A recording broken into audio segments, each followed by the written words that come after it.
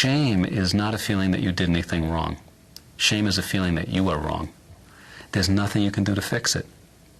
And so all you can do is try to hide, because if people really know who you are, they'll see you as subhuman, as substandard. And so shame leads to hiding, and it's a very hard thing to fix. My earliest memories are of hiding. I would always plan ahead so that I didn't have to speak in class. And once I got caught unaware, and I didn't know what to do. As my turn came, I dropped a pencil under the desk, and I reached down, and I jabbed the lead of the pencil with all of my might into the palm of my hand. And I had to be taken to the hospital. And it was incredibly painful, but the pain didn't bother me one bit. The pain didn't bother me one bit, because the anticipated pain of humiliation, of ridicule, was much worse than the physical pain. When we went to restaurants, I would sometimes go and hide in the bathroom until I thought the waiter came and my mom ordered for me, so I wouldn't have to talk to the waiter. I usually just try to, to switch words, or if I'm stuck and I'm not able to, to switch to the slow talking. I don't know, I usually try to hide it till this day, even. There was those times when I had to read aloud in school. That was torture. I couldn't change the words. I mean, first of all, I didn't learn a damn thing. All I was thinking of was, how could I get out of this situation, or how am I not going to stutter? You know, you go to Mickey D's and you want to order a cheeseburger. For some reason that day, you can't say cheese to save the world. Your order was ever easier to say, man. Wow. You're just like kicking yourself. You're kicking yourself. Because on the outside, okay, no doubt, on the outside, you didn't hear me stutter, okay? So I won that whatever battle, okay, I got that one. But when I get home, there's a much huger battle, and that's self-respect. I would try to pretend I was sick on days when I had oral presentations, or if that wouldn't work, I would go into my class and pretend I lost my voice. I always kept it inside. I never used to tell anybody how I really felt. My parents either. When a teacher would call on me in class and ask me to answer a question, I would say I didn't know the answer, even if I really did. A lot of people don't even know that I have a disfluent, that I stutter, because I cover it up very well.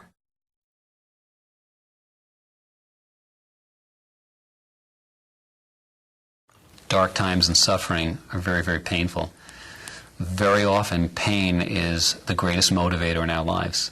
Most people at that point turn some kind of major corner in their life. Seek help, talk to somebody, reach out, open up. And very often the darkest time is the moment of turnaround. Say, I can no longer go on like this.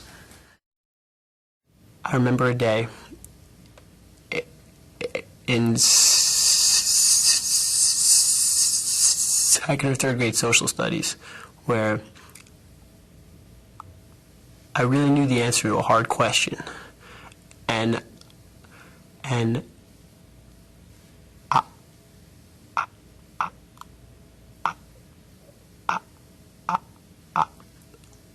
I was afraid to raise my hand, and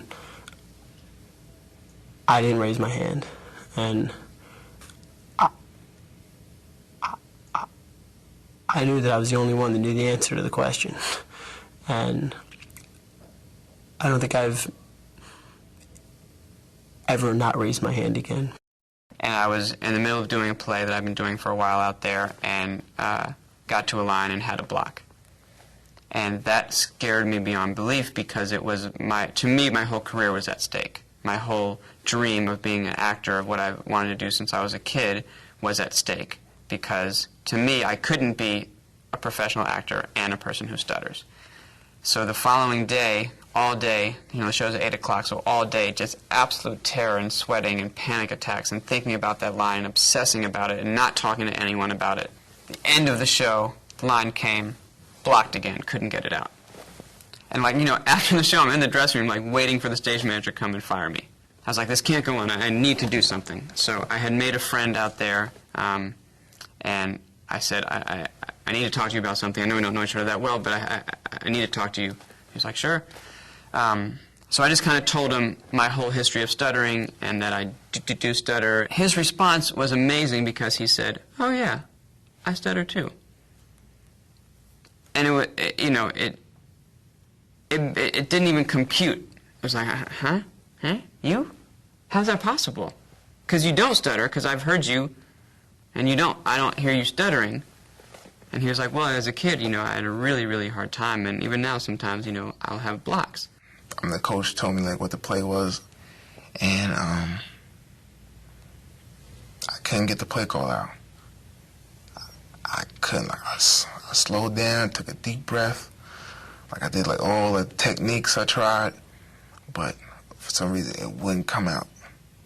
For about 3 minutes, I would just hold up, stop.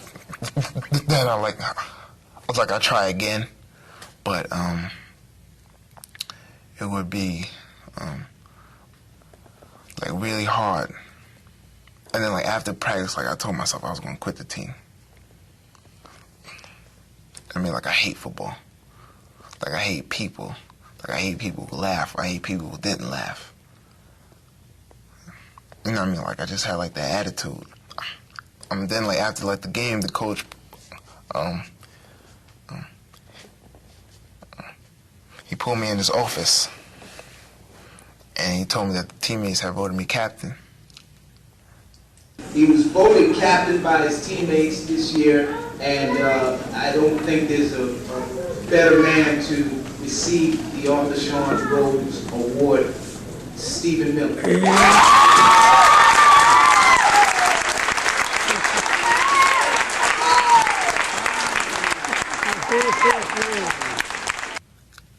I knew then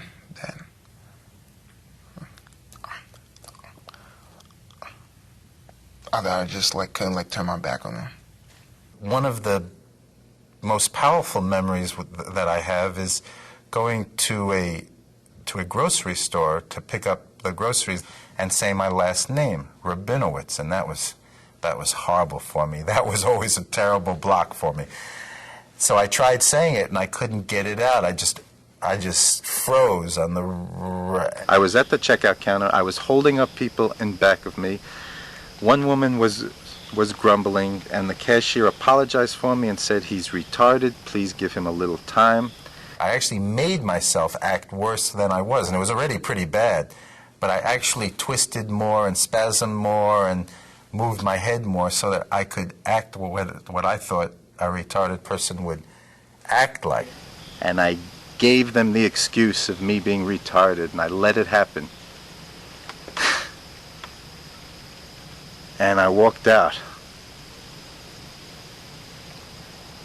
So that's a tough one, because I swore, but that was a very crucial point, because I swore to myself from that day on that I would never let human beings, I would never let people and their ideas about me control what I was and who I was and what I did, and that I would be true to myself from then on. And I always was from then on. I began to write music. I've always been interested in music. And I saw how people were moved by my music who stuttered, because I was writing songs about the pain I went through. So I wrote about how dark it was. I wrote about what I was feeling. I wrote about what I saw in the mirror when I looked at myself. I wrote all these things out and made a song out of it. This is the way that I talk. I can't help who I am. And if I could, I wouldn't change who I am. Now, if you never stuttered, you may not understand. I hated the man in the mirror. Now I accept who I am. If we have a sense of purpose, it tends to allow us to be transcendent, allow us to really get past things and stay on course. And feel good about our lives.